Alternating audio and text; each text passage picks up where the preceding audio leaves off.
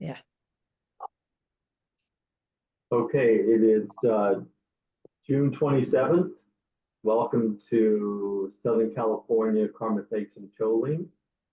We have a recurring Zoom meeting every Thursday of the month. And one Thursday a month, we host Lama Kathy, hailing from Columbus, Ohio. Welcome, Lama Kathy. And we will have a Lama visit in August. Lama Karma will be coming to Los Angeles. Stay tuned to our emails for information on that. And we're happy to have Lama Kathy join us tonight with the book Joyful Wisdom by Mingyur Rinpoche. And this is a continuation of a book study. So Lama Kathy, please turn the wheel of Dharma for us. Well, thank you, Daniel, and all of the members of the Southern California KTC. Thanks so much for hosting this and all of the other programs that you put on for the benefit of people in SoCal, and really appreciate the work you're doing there, and I thank you for that. And yes. Someday we will finish this book. I'm not 100% sure when it's going to happen, or if. I know it will happen at some point in the future, but part of the reason that I'm taking my time through this book is because it's so rich. There's so much in it.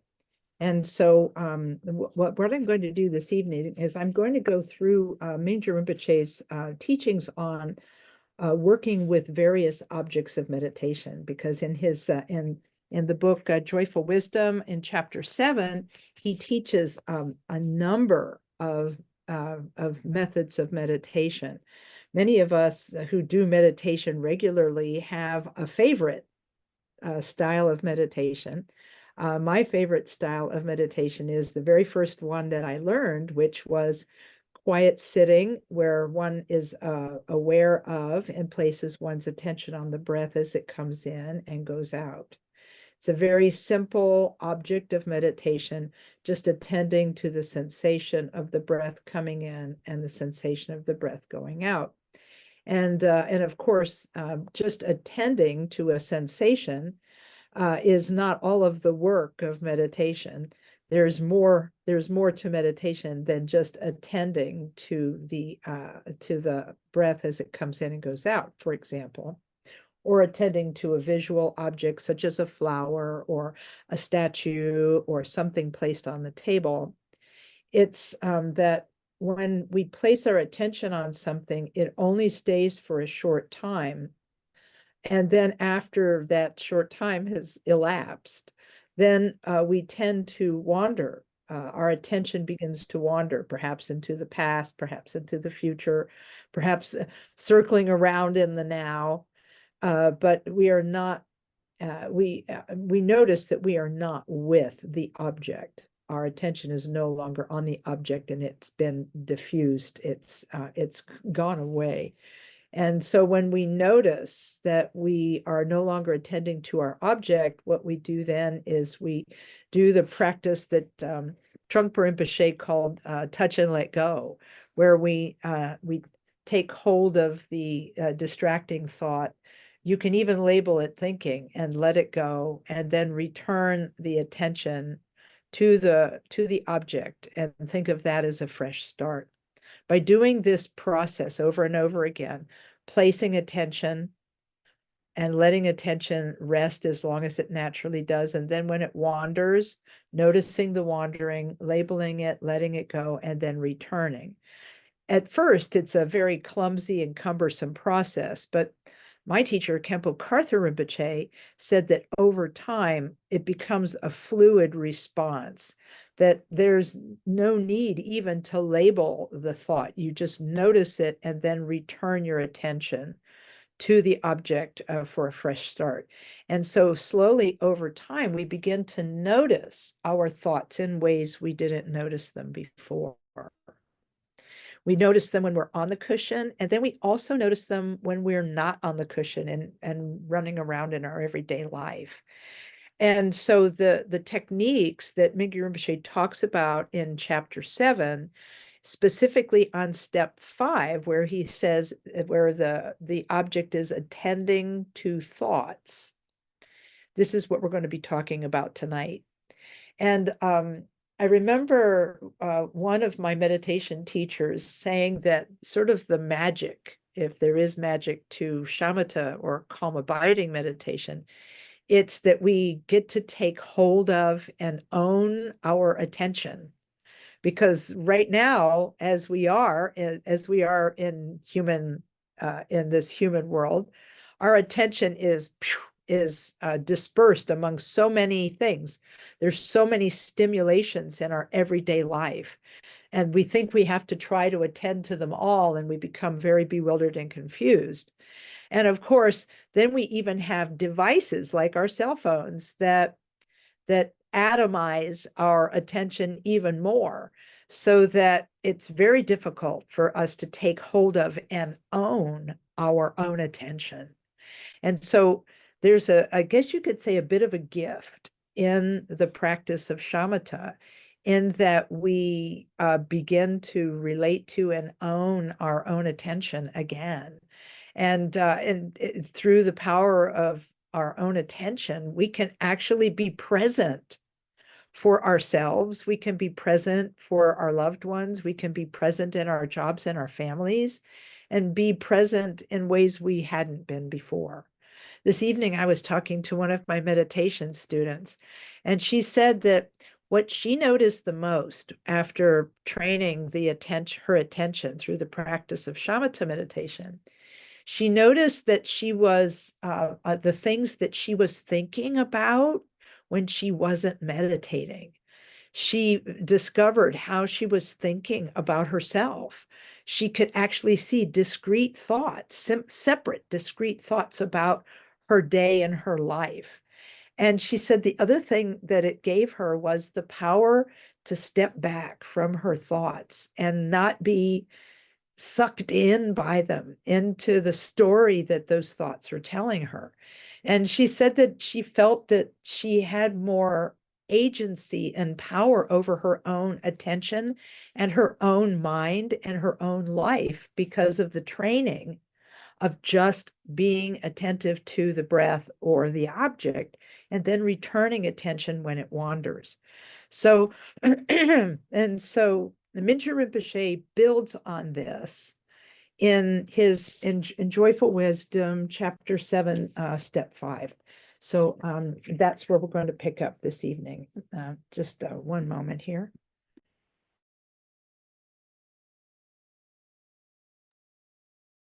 It's a summer evening in Ohio where there's lots of pollen. So I have a little trouble sometimes with my voice.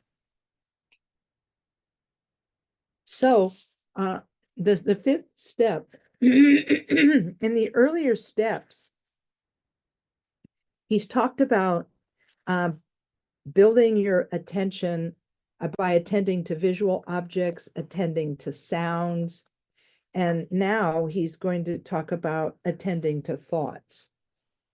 So he says working with the activity of sensory perceptions is a kind of preparation, he said, for the he uses the example of the mind as being like a restless bird that's hopping from tree limb to tree limb. The multitude of ideas, judgments, and concepts that provoke your attention to jump from branch to branch. Thoughts are a bit more elusive than flowers, sounds, or physical sensations. At first, they rush and tumble like water rushing off a cliff. You can't really see them, he says, but by paying attention to them in the same way that you pay attention to sounds or visual objects, you can come to an awareness of them passing by. A friend of mine, who was a meditation instructor at our center at Columbus, Ohio, Karma Thegsum Chöling, he used the example of a train. When you're sitting and watching a train go by, at first it's a blur and you can't see the individual cars. But as the train slows down, you can begin to see the space in between each car and see the discrete cars. And it's like that with meditation. At first, your thoughts are like a continuous flow. but eventually you begin to see individual thoughts, and then you can begin to work with them. So here's what Mingyur Rinpoche says. In doing this, you can become aware of the mind through which all of these thoughts appear and disappear. His father, Tulku Urgyen Rinpoche, used to say, thinking is the natural activity of the mind, an expression of the mind's capacity to produce and experience anything.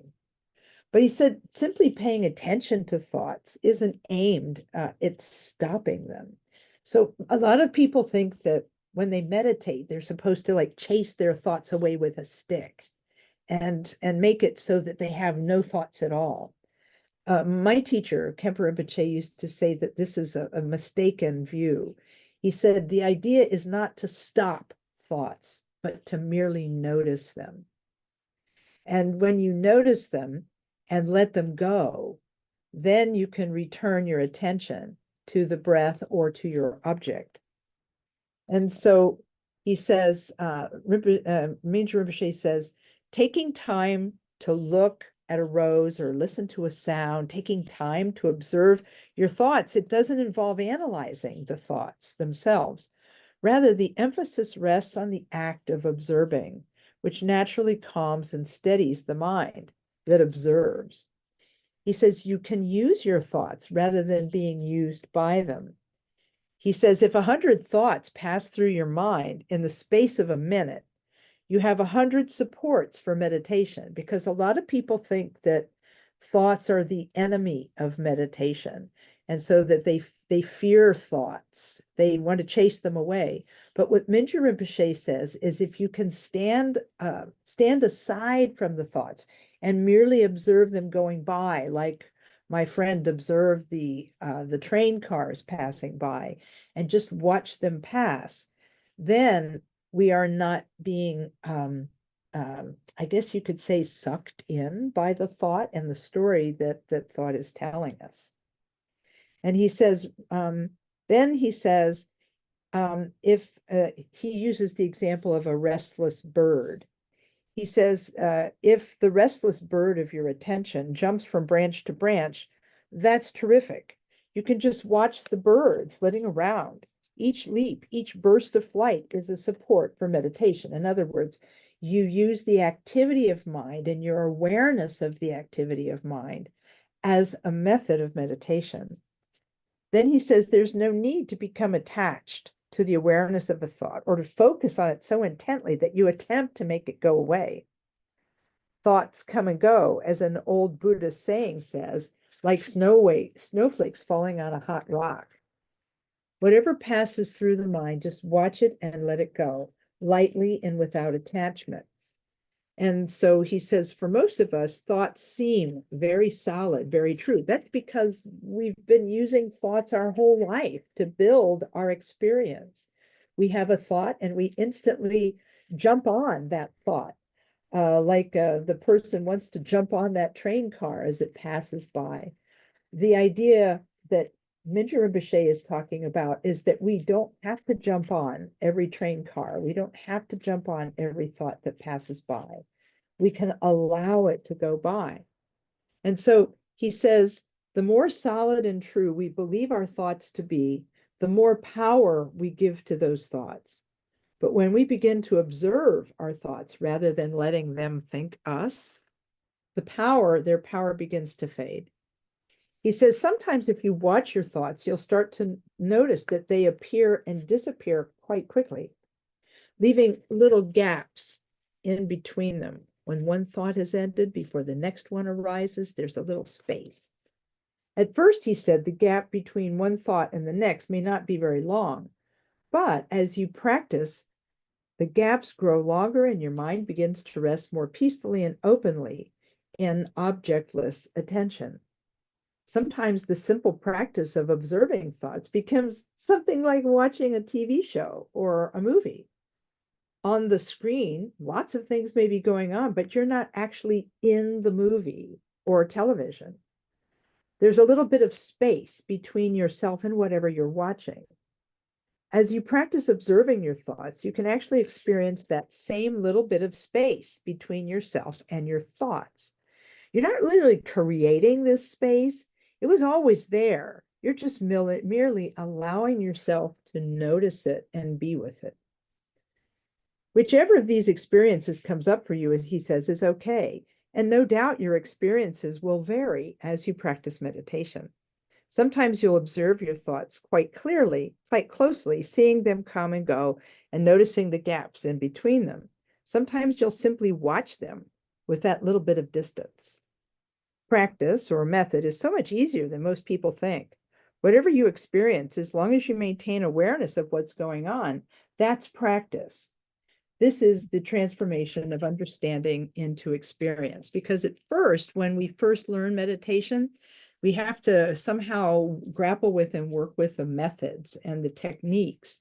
But after the methods and techniques become more familiar, then we can return again and again and allow what is appearing in front of us to appear, and that includes our thoughts.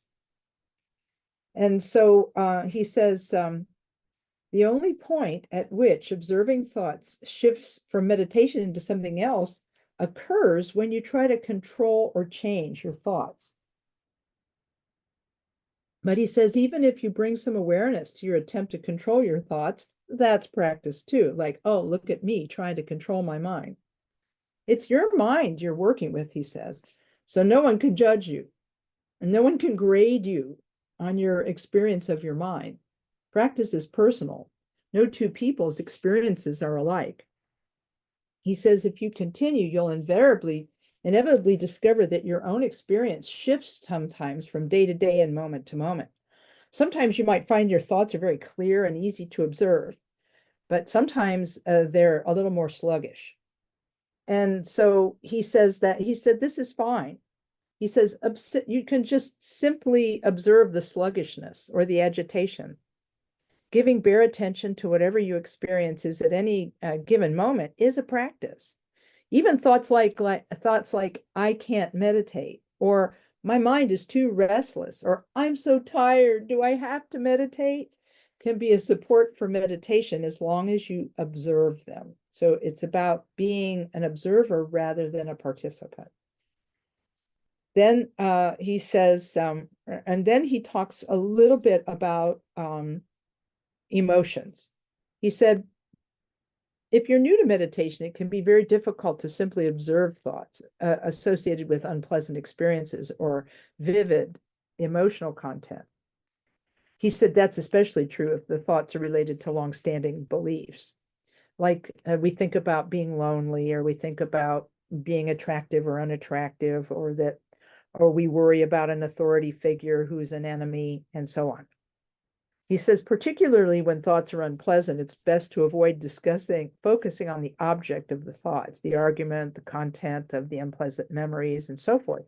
Just look at the thoughts themselves rather than the causes and conditions from which they emerge. So what I'd like to do is I'd like to talk a little bit about a teaching on shamatha that I got from Khenpo Karthar Rinpoche. He said that when you first start practicing meditation, you really are not that familiar with your mind, and that you tend to judge your practice a lot, like, oh, my meditation is bad, or my meditation is confused, or whatever. But if we can let go of the judgment and just keep returning to the object over and over and over again, we'll find that the judgments begin to lose their power. And as the judgments lose their power, we become more comfortable with the practice of meditation. And so I'm thinking that this would be a really good time to do a little bit of meditation right now.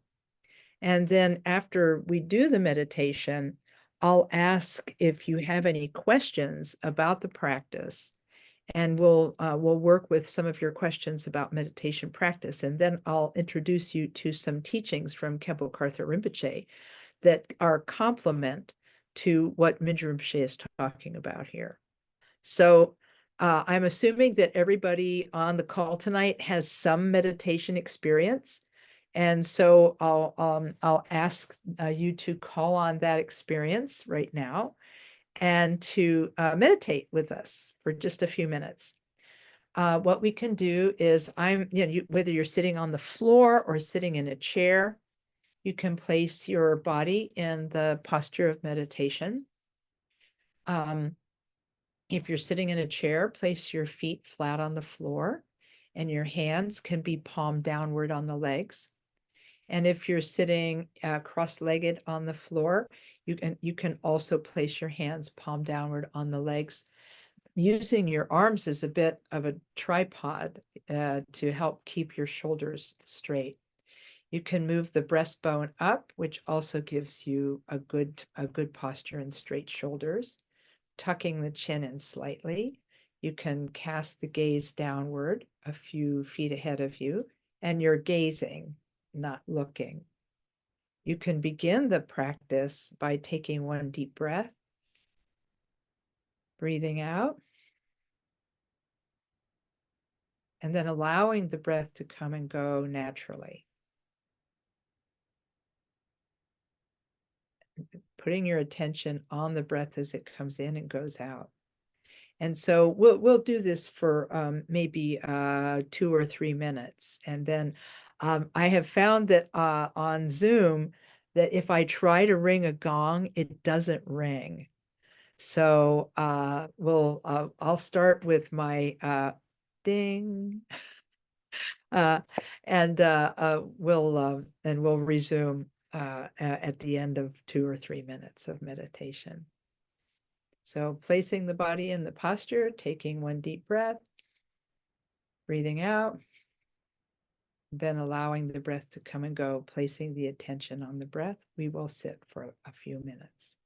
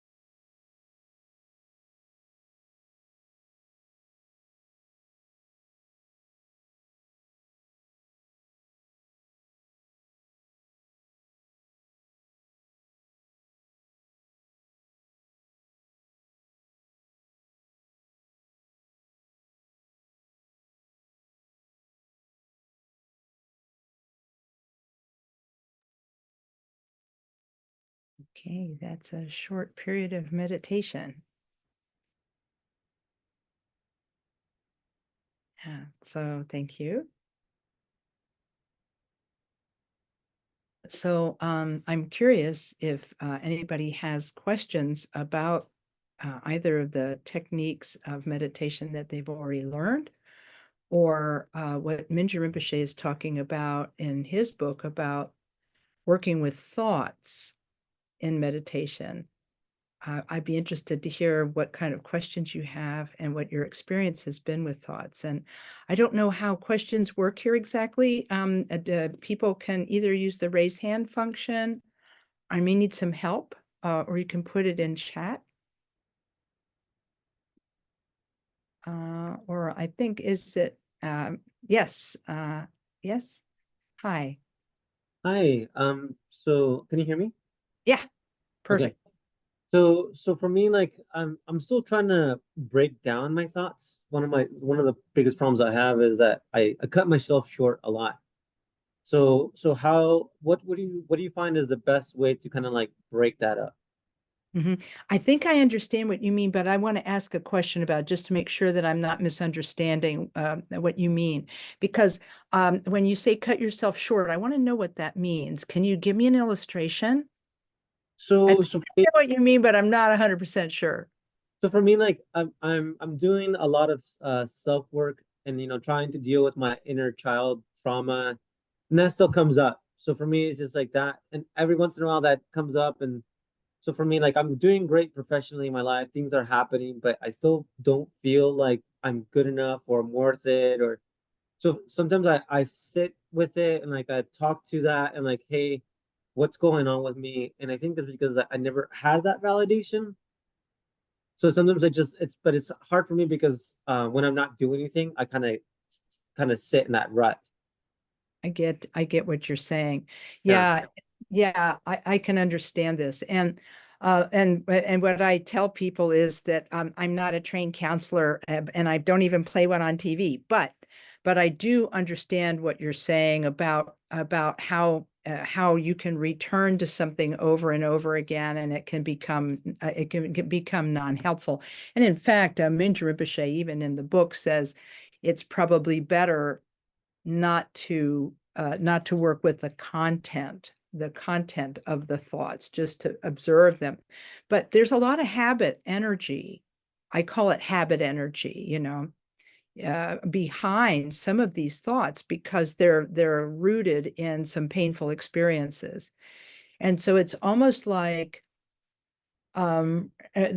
you don't want to deny yourself that you have some care that you need to apply to yourself in those moments. But at the same time, you do want to train. You're also working to train your attention, right? How much energy you put into the thoughts that arise. And when you say cut yourself short, I think I know what you mean, that you like back up from the thought. Is that what you mean? You back up from it?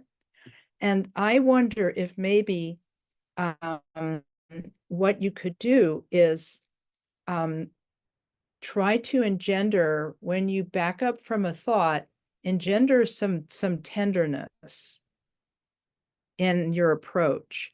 Almost like it's not like you're shrinking away in fear, but more like there's this like tenderness, like you're handling a child, that you're, you know, and because this is our mind, we do have some input. I mean, you could try this and see how it works, right? You can try this and see how it works. That when you notice that you're backing up from something, that's actually, it could be okay, because Mingyur Rinpoche says it's probably best not to, delve deeply into the content. But if you could, as you back up from that thought, or as you withdraw your attention, really, because that's kind of what's happening, you're just withdrawing your attention from the content of the thought, you're withdrawing that, but then engender a feeling of tenderness at the same time. So it's not like fear, it's more like tenderness, like I understand, like I have you. It's like It's like we are the older sibling that we never had. You know, we have to be in that role as well, because I think that that could be one way of engendering some tenderness for yourself, and also not making the thoughts an object of fear so much as understanding is like, okay, yeah, I am now me in today, and I'm holding this with tenderness. Does that make sense? Oh, sorry. There you go. Yeah, that makes sense to me, because I'm still trying to get to that part, you know. I feel like as I'm getting older, I'm kind of Yeah. like fusing the inner child with the adult, you know. But sometimes, you know, as an adult, I had to grow up, and like you have to move on, you know. And as a child, it's just like there's a lot more feelings to things. So Mm-hmm. just sitting down with it and like, okay, what's going on? I might not understand the content like you said, but it's like I can at least give myself that love and compassion, you know. So sometimes I have to like sit down and sometimes I just have to like let myself feel that way. Mm-hmm. But at the same time, I don't want to remain there, you know, which is so Right. easy because you kind of like revisit that moment in place, which I don't want to. Yeah. No, but at Mm-hmm. the same time, I know that is healing. So I thought maybe doing like the green Tara would help, you know, maybe Oh, I see what you're saying. seeing myself, Sure. you know, Uh, and Yeah, maybe, right. yeah. Mm-hmm. Yeah, and I think I remember talking with Lama Namse, who was the 16th Karmapa's representative in Canada in the 1980s and 1990s.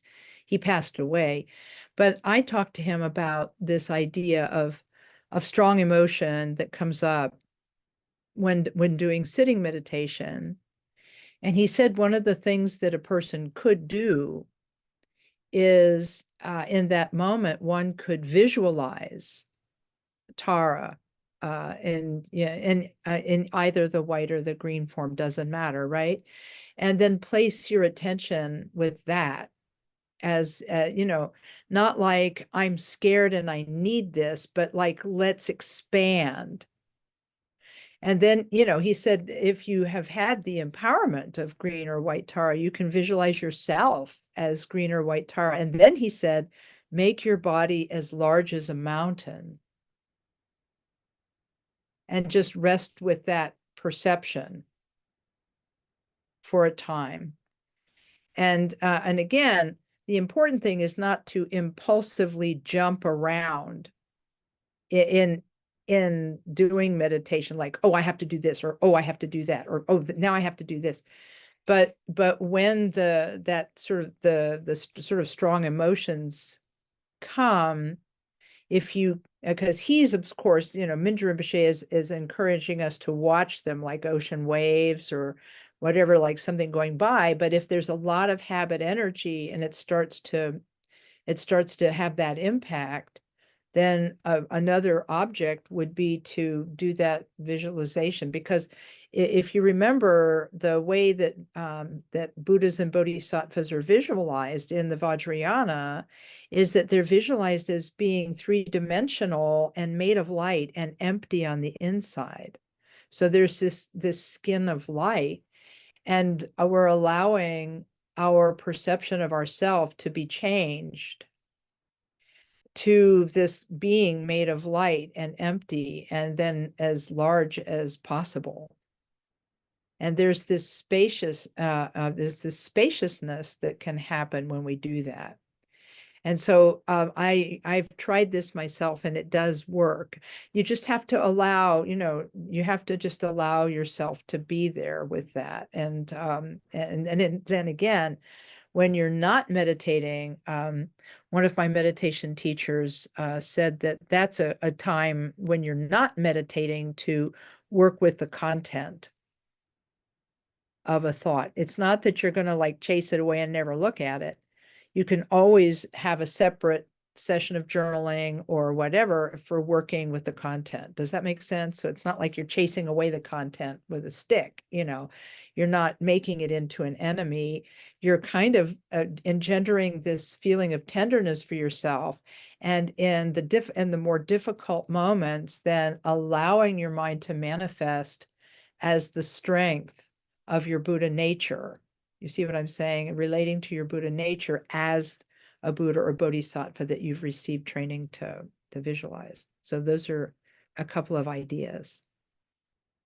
And you can try them out and let's sort of see. And you can let us know, let me know what happens when you do that, okay?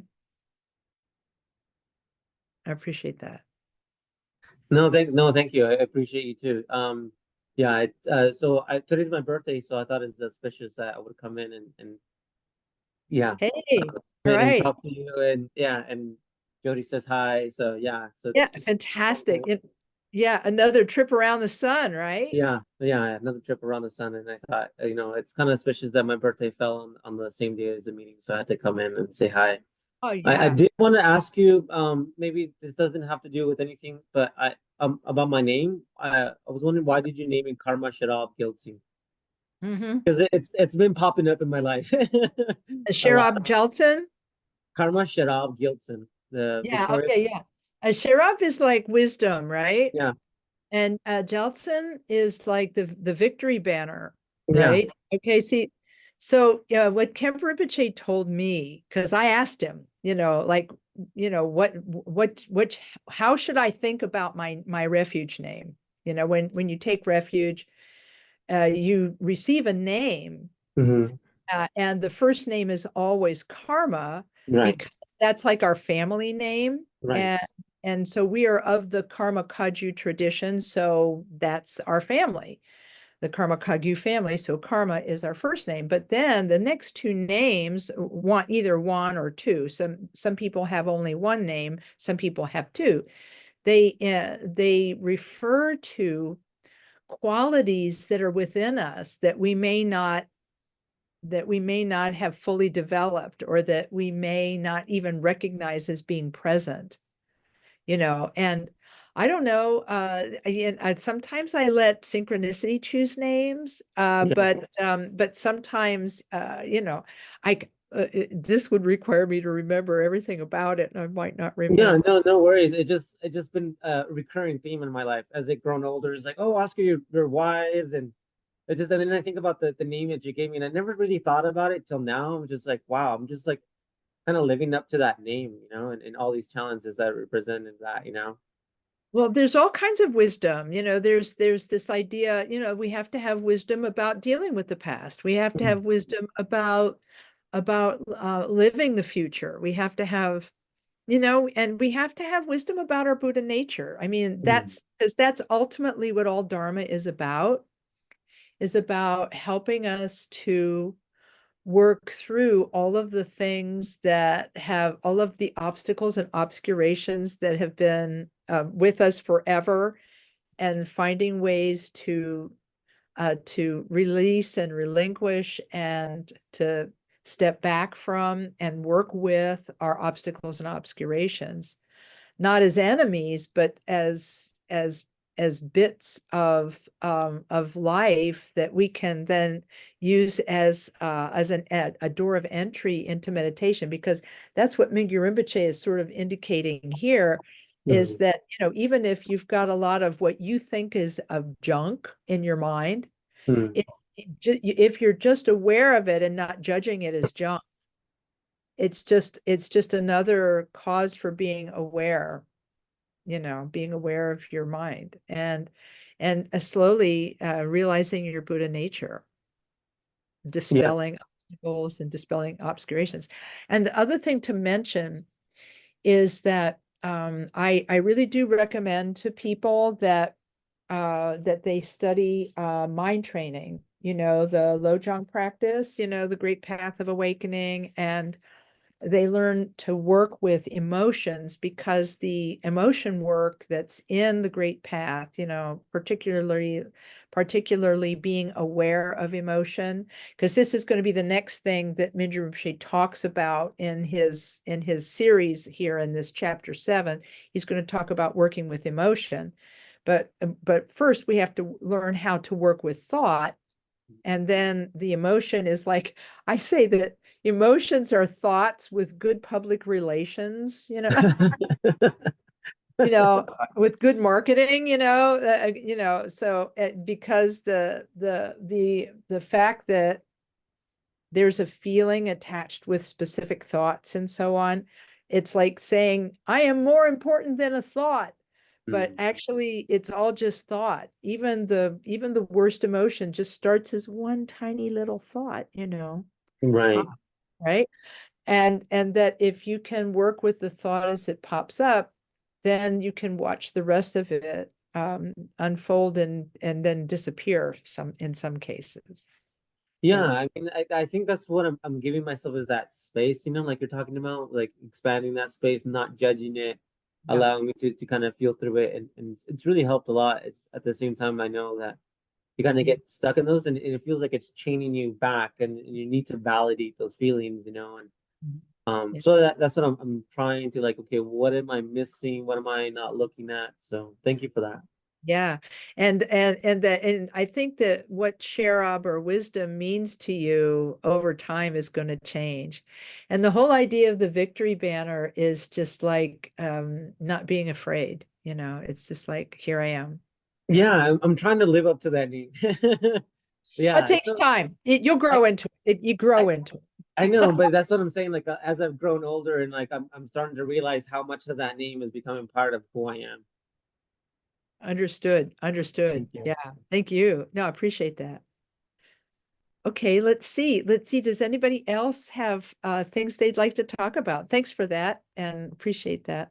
Yeah. Anybody else have something they'd like to talk about or their meditation or question or technique?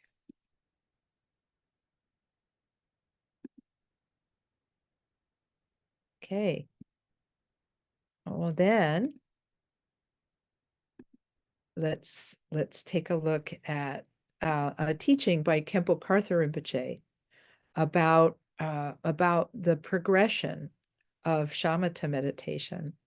We talked about this last time, I believe, the 4 stages of shamatha, but I'd like to review them again with you.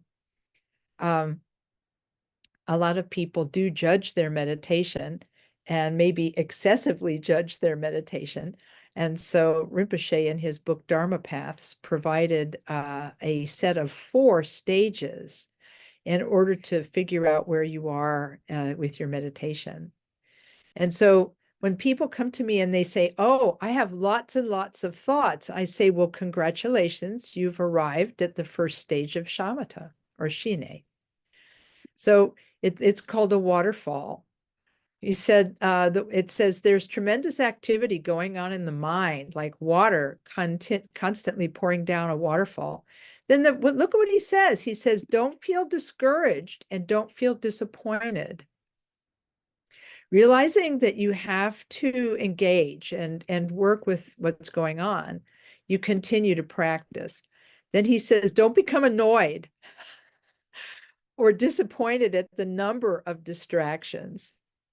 He says you should simply resolve to continue the meditation. Neither encourage the thoughts nor try to suppress them. And this is what Mingyur Rinpoche talks about, here in his book. He says, but simply work on just coming back over and over and over again. A lot of my friends in 12-step traditions of recovery will know the phrase, keep coming back. And of course, for 12-step folks, it means keep coming back to meetings and the fellowship. But really, it's also, for me as a meditator, it's just keep coming back to the breath over and over again without judgment. And so I just love it, the fact that he knows that we're becoming annoyed. I get a kick out of that. He just knows our minds so well. The second stage of meditation is called the meandering river. He says sometimes the valley is wide and the ground is level, so the water runs very smoothly, but sometimes there's a turn or the ground is uneven, so there is play and activity in the water. While thoughts are still arising and you still encounter distractions, they're not as frequent and not as gross or powerful. You're not quite so shaken by them, but are able to come back to the breath more easily. Sometimes he says you're able to follow the breath for some moments without any distraction. 1 second, 2 seconds, 3 seconds. And again, he says you're able to come back to a stretch of calm and tranquil mind, staying with the technique of following the breath. And some people tell me that they go between these two a lot. You know, first they'll have a waterfall, or maybe they'll have their meandering river first and then the waterfall. But a lot of my Dharma friends say that they go back and forth between these two. Then the next illustration is the ocean with waves. And one of my friends who's a Tibetan translator said, there were no oceans in Tibet. It's a landlocked country. So they're really talking about lakes here. But anyway, the third stage of meditation, while most of the time the ocean is tranquil, once in a while a large wave arises and then settles back into the ocean. For a time, the ocean takes a rest. After a while, another wave arises and again it goes back into the tranquil ocean, because this will happen to us after a while. We'll actually notice thoughts arise, crest, and then disappear. And this really, for me, was a moment of encouragement to see that a thought actually had a beginning, a middle, and an end, and that it just and then it returned into the ocean of the mind itself. And even while it's appearing, it's disappearing. It's kind of interesting. Then he says, Rinpoche says, you're able to maintain awareness of following the breath most of the time, but once in a while there are some distractions. At this point, he says, there is not so much shakiness or uncertainty. People become more confident. They begin to feel a sense of confidence and trust in yourself and in the practice. So the idea is that over time, gradually, you, Trungpa Rinpoche, he said, you get it all together. You get you're bringing the pieces of it all together. And again, you begin to feel like, okay, I can actually do this. Then the fourth stage of meditation is called the windless, waveless ocean.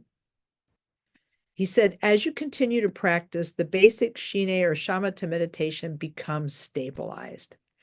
And that's likened to a windless, waveless ocean.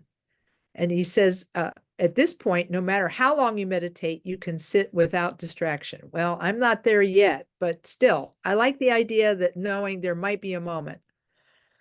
There still may come some subtle thoughts, but they don't take you away from following the breath.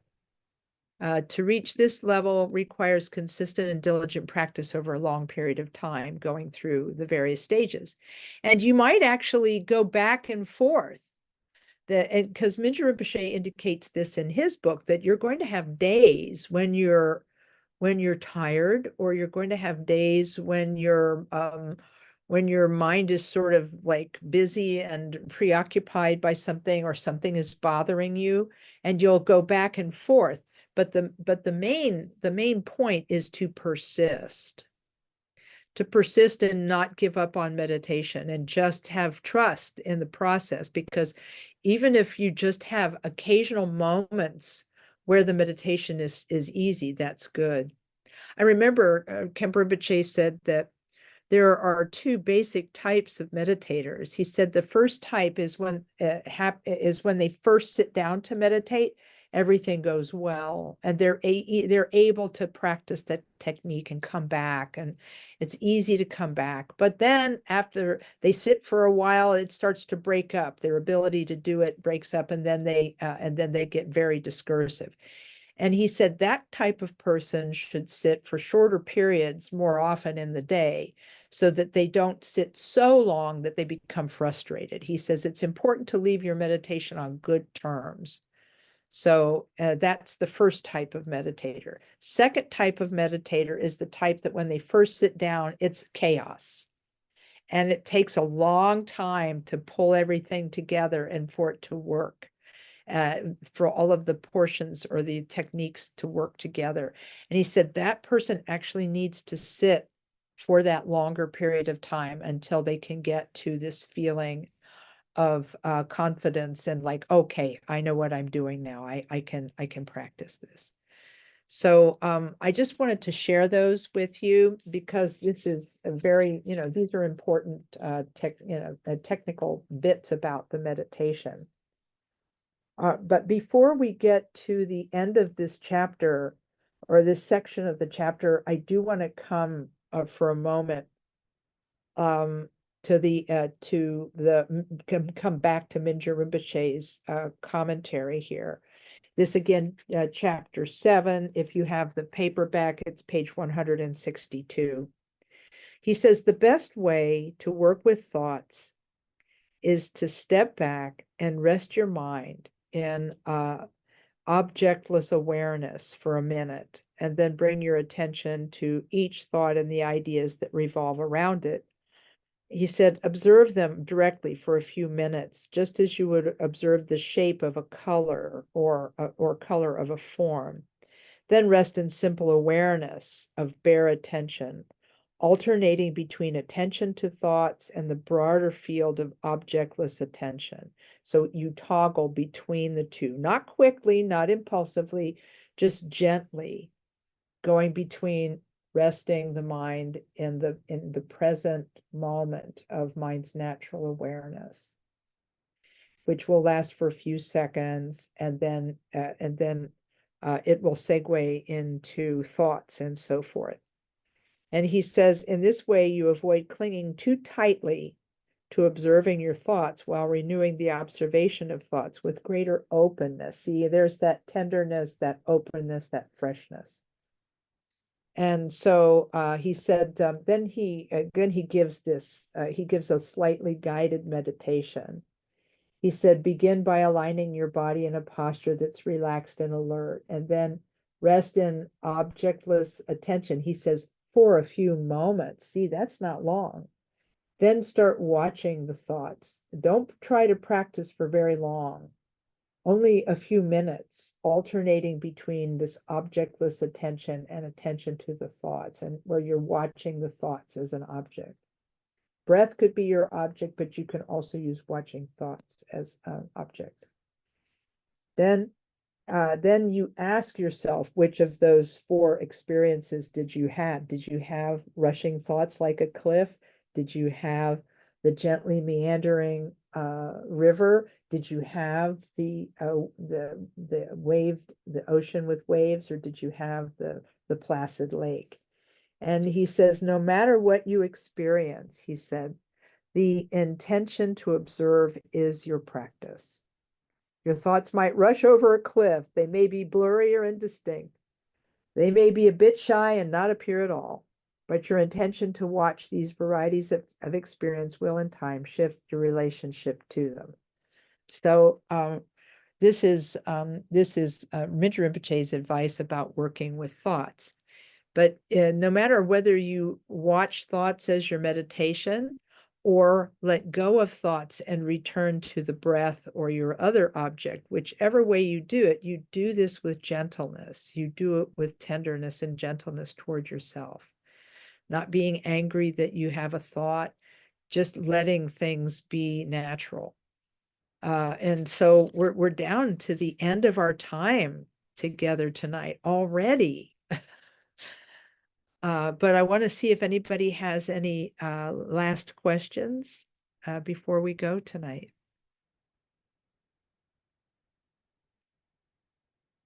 Okay, well then we'll sit quietly. Oh yes, I see Daniel has his hand up. Yes, hi. I just have a comment. It's so nice to just keep getting these reminders. I've been in the Dharma for a while, but sometimes I'm just running through the day and I'm so worried about this, that, and the other thing. And then here you are, just follow your breath. It's like, sometimes I forget that. It really does it sort of keeps things simple, doesn't it? Yeah. just, it's like returning to the natural state of the mind, right? And we don't have to stress about it. You know, we can disengage from the story for a moment and just be, you know, Thank with you. that tenderness and gentleness toward ourselves. Yeah. Thanks for that comment. I appreciate it. Mhm. Okay, well, let's sit quietly for just a moment and dedicate our merit. In this quiet moment, we'll gather together all the goodness that we created together tonight in the Zoom room. Going to gather all that together and mentally offer it to all sentient beings, making the aspiration that beings are free from suffering and come to Buddhahood. So we'll sit quietly and offer all the goodness to all beings as vast as space.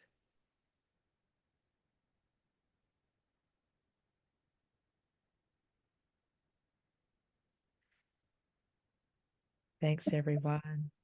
It's been great visiting with you tonight. Thank you.